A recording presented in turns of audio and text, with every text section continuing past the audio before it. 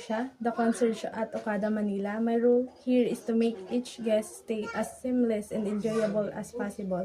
I'm here to assist with everything from dining reservation and transportation arrangement to activity recommendations and any special requests. Whether you're looking for the best place to explore in Manila or need assistance with anything or on-site, I'm here to provide you with a memorable experience and personalized services. So let's move on to the brief history of Okada Manila.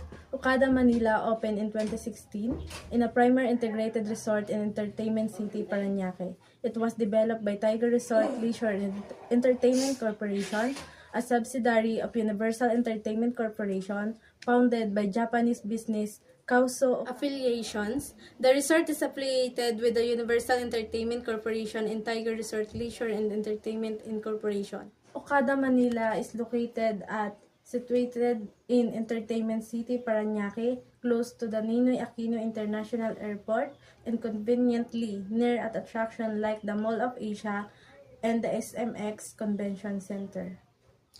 Room types, inclusion, and pricing.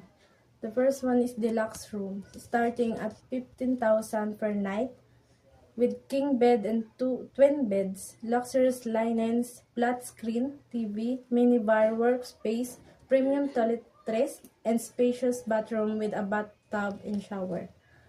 Next is junior suite, starting at 25,000 per night, with king bed additional. Next is executive suite, starting at 40,000 per night, with separate living and dining areas, king bed, luxury toiletries, Nespresso coffee machine, and spacious bathroom with soaking tub and rain shower. The last is Villa, starting at 150,000 per night, with private pool, exclusive living and dining areas, kitchen 24. Let's move on to the amenities here at Okada Manila. The first is 24-hour room service, complimentary high-speed Wi-Fi, in-room minibar and coffee tea facilities, evening town-down services. Let's move to the facilities. The first one is the fountain, a stunning dancing fountain with synchronized light and music show, one of the resort main attraction. The second one is Kobe Manila, an indoor beach club and nightclub under a ground dome, offering entertainment day and light. The third one is the Crystal Corridor, a luxury space featuring high-end international brands. The last one is Pool and Leisure area, outdoor pool and private cabanas and lounging areas. Next is the product that offer here at Okada.